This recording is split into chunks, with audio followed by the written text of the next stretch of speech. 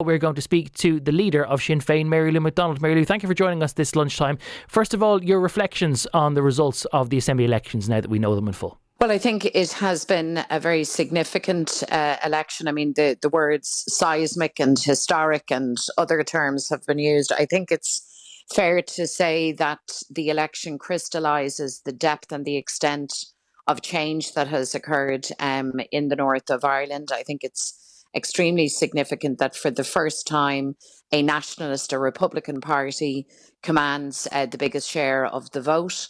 And more significant again that we have now in Michelle O'Neill, the first nationalist, Republican, progressive person to potentially lead the executive and to occupy the office of First Minister. And as listeners will know, the history of the north of Ireland is such that it was engineered and established precisely to prevent Michelle O'Neill from ever being in the office of First Minister. So I think it's a great marker of change, a great marker of progress, and a great statement of equality now that there is no office in the land, no office in the north of Ireland to which anybody can be excluded or that can be beyond the reach of anybody, irrespective of your political or religious affiliation. I think that's a great moment for equality. For the last couple of years, in fact, for longer than that, your party has described the office that Michelle recently held as not a Deputy First Minister, but rather as Joint First Minister. And that's a reflection of the fact that ultimately the two offices wield an equal amount of power, that one cannot act unilaterally. It always has to act in concert with the other.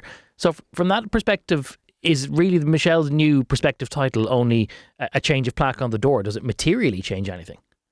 Well, the office is a joint office, and we're very mindful and respectful of that fact. As you know, we have, and Michelle herself has served as Deputy First Minister in that joint office.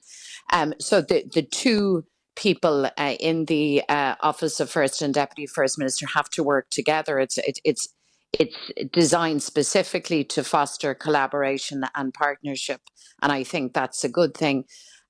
So I would, however, also say to you that the prospect and the reality now of a nationalist or Republican First Minister is symbolic for sure, but it moves beyond symbolism also because it is, I suppose, a test on the one hand of equality, commitment to power sharing. I mean, it's very important that the DUP, who have emerged as the second largest party, demonstrate respect and inclusion by agreeing to serve in that joint office with a Republican First Minister. And I think that is more than symbolism for wider society, because it sends out a very, very clear message to everybody from all communities, of all political perspectives and none, that equality and sharing power, parity of esteem, all of that good stuff that has its roots in the Good Friday Agreement, that we are all committed to that, not just rhetorically, but indeed as well as words. So on that note then, we've had the DUP declining to stay for certain for the last 6 weeks of this campaign, and indeed for longer, that it would agree to forming a new executive with you under the terms of Michelle being First Minister and its nominee being Deputy First Minister. Does that scream to you like it's the DUP in a bit of a sulk?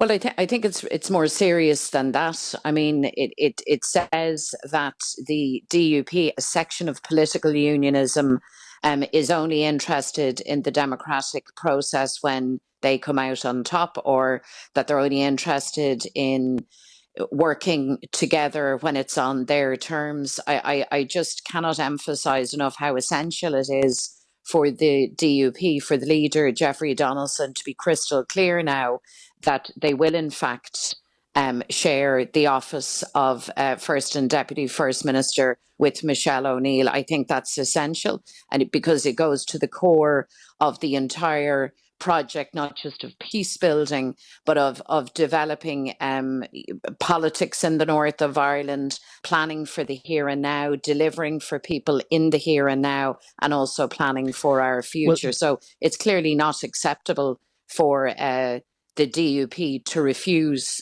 to serve with Michelle O'Neill simply because for the first time we have a Republican First Minister. And I think broad opinion right across the country and beyond would find that a very unacceptable position from the Democratic Unionist Party. Well, we know what the other reason why the DUP may not form an executive is, and that is because, as they have said, they don't think it is possible at all. And I know you will disagree, but they say it's not possible at all to have a functioning executive while the protocol remains in place, while there are still sea border checks, while they feel that Northern Ireland is somewhat being fragmented away from the rest of the United Kingdom. That is the platform upon which they fought the election. They basically fought it on a platform of abstentionism for as long as the protocol remains in place. Is that not their mandate now? Would they not be fulfilling that mandate by staying away? No, in fact, they will be letting everybody down, including those who voted for them, if they refuse to get back to work tomorrow with the rest of us. I mean, they will have heard on the doorsteps, the same as ourselves, the depth of the crisis that so many families and workers are experiencing now. We're in a cost of living crisis. We have £330 million that the executive has been unable to distribute and put back in people's pockets because we haven't had an executive. And I think anybody, the DUP or anybody else, suggesting for a second that they will stand on the sidelines and watch as people struggle and struggle on, that they will insist on a further delay in getting that money into people's pockets, is just totally unacceptable, and I think will be met with very, very wide public hostility. But is it not their right to prioritise things, though? If they decide that the border checks are a bigger political priority than cost of living or anything else, is that not their right, and has that not been endorsed by their voters? Well, they can make that choice for sure, but the consequence of it is that their political posturing means that people across societies, workers, families and communities will suffer. And to me, that is a terrible vista and is unacceptable. And here's the second point, Gavan, if I can make this. The reality is that the difficulties as the DUP perceive them with the protocol can only be sorted out through a process of good faith engagement and dialogue between the government in London and the European institutions. That's the fact.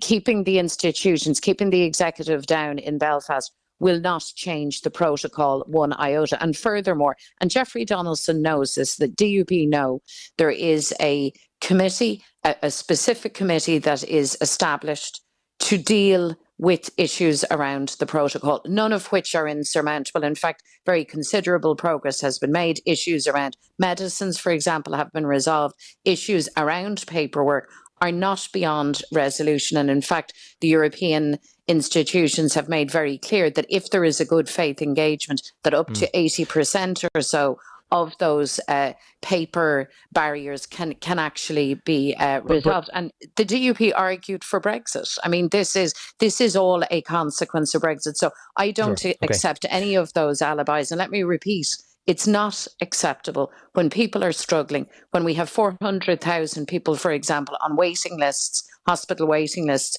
north of the border, for the DUP to play games like this. And they've walked themselves down a cul-de-sac.